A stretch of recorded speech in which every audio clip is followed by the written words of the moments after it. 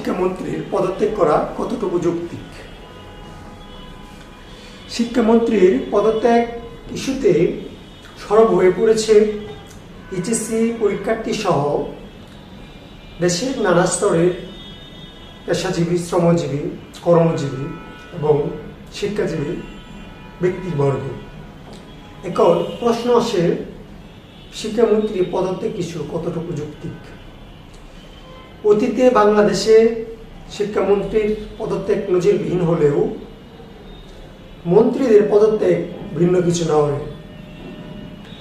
ইচ্ছে করলে পদত্যাগ করানো যায় ওনাকে, দেশের পরিস্থিতি শান্ত করতে গিয়ে করাতেই পারে, কিন্তু আদৌ কি তা পসিবল, সম্ভব?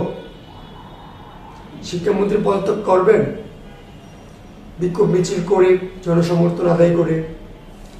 এইচএসসি পরীক্ষার্থীরা কি পারবেন শিক্ষামন্ত্রীর পদত্যাগ করাতে? এটা জনমনে প্রশ্ন থেকে যায়। তবে শিক্ষামন্ত্রী যদি পদত্যাগ করতে রাজি হন, তাহলে তা সমঝোতার ভিত্তিতেই হয়ে যাবে। আন্দোলন বিক্ষোভ লাগবে না, করতে হবে না, জনদুর্ভোগ সৃষ্টি হবে না, হয়ে যাবে। কিন্তু যদি আন্দোলন বিক্ষোভের মধ্যে পদত্যাগ হয়, তাহলে বাকিটা জনদুর্ভোগ সৃষ্টি হতে পারে। ধন্যবাদ।